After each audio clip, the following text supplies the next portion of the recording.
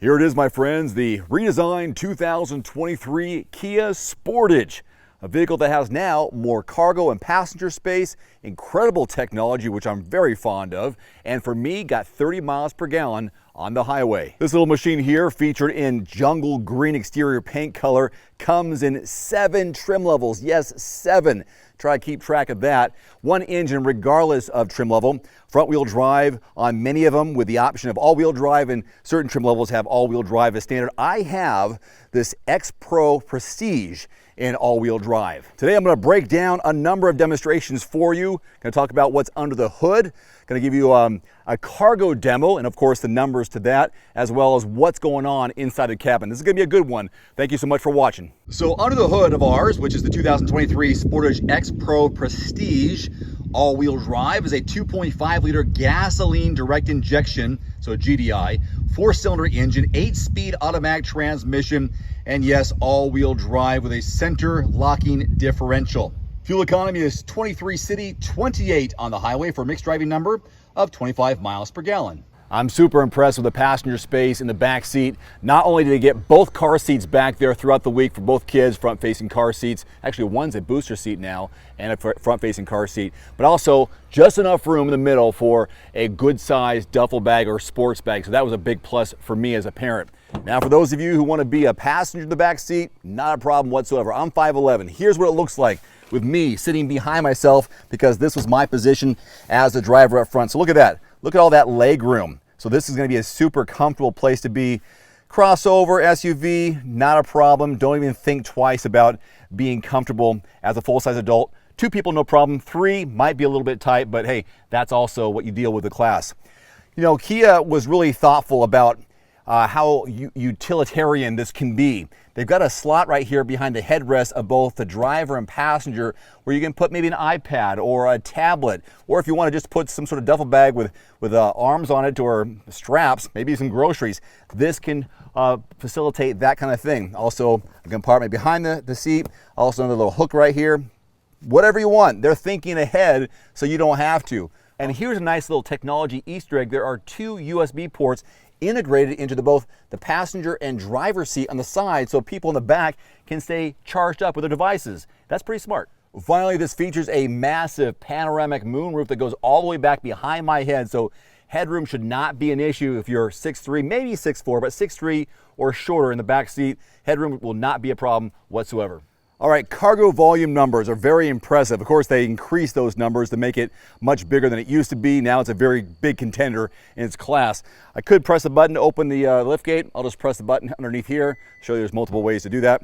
So looking at nearly 40 cubic feet of cargo volume behind the back row. Got a 60-40 split right here. When you fold those down, just over 74 cubic feet of volume. A nice wide opening, flat floor there. And once you fold those down, so much more space. I have a demo here for you showing some flowers and how I used just the back area. So take a look at that. So it says the max load is 130 or 160, 180, I can't quite tell. 60 kilograms. So a couple of pink hydrangeas, no problem. Other supplies here from the Home Depot. Yeah, very manageable. Very manageable indeed. So you got your projects, you got your paint projects that the missus has outlined for you. No problem. Get some paint brushes that stain the fence, like Mr. Miyagi taught us. And yeah, that should be good. Not too shabby, right? Just one small example of how you can utilize the cargo space in the back, and that was just behind the back row seats. Fold those down, of course, you can get some longer items, go to Home Depot, and you can just go crazy. When you're ready to go, press a button here along the edge and walk away, and you are good to go. All right, a couple of things here. First of all, check this out. Look down below here. Of course, you have this amazing infotainment screen, which is all one screen. There's no break whatsoever with this screen right here. So you go from your instrument cluster to your infotainment screen. And if you look real close, you might not be able to see it with the light, but the screen is actually here. And even though it's all black, there is a gap right here of no information, which is normal. But the fact that they made one long screen is really cool. They also have this in the Genesis luxury arm of Hyundai. They have it in their Genesis GV60 for 2023. So this 2023 Sportage also has it. So maybe, I don't know yet, but maybe that's what they're doing moving forward with Kia and Hyundai, as well as their luxury arm of Genesis, is incorporating these longer one-piece screens in the front, which looks really good, seamless, beautiful. Anyhow, so that's there. Below, you have your climate controls, but also you might be wondering, where is the audio controls? There's no buttons for it, but there is. You switch between the fan and this triangle right here, and from there, now this becomes your volume button, and now you have access to the map, navigation, seeking between the different media and radio setups right there. So if I go back down and press this fan, now I have access to the climate controls. So that is the difference here. It may seem odd at first, because if you're turning your dial here, you're turning up the temperature, but then when you go back up to the arrow there, now you're changing the volume of whatever's on the radio or media that you're playing. So I'll go back to the fan, and now I can change the temperature and work with the fan strength. Anyhow, that's what it looks like there. Pop it in drive. Okay, let's back it up for a second. Here's your reverse camera, just on this screen, obviously. So you have behind with lane lines that adjust with the turning of the wheel. And you can also see with the yellow, possibly over here, turning the wheel, you can see where the wheels would be angling you back or forward. We'll put it in drive for a minute here and go forward, and we'll do a little driving demo. All the steering wheel mounted controls, as usual suspects with the volume over here. This can also be volume if you don't want to mess with the climate and change it. So the volume is over here. Lane keeping, you get the radar cruise control, setting you cruise control. In fact, watch this footage here. Going down the freeway, you can see that by pressing these, I can take my hands off the steering wheel and it stays within the lane because I activated the lane keeping assist. I know it's probably a Honda Acura term, but lane keeping assist aid as you're driving down the road. And then it was also at a cruise control of whatever it was. So that's all set right there. So almost hands-free driving, although don't do that for very long.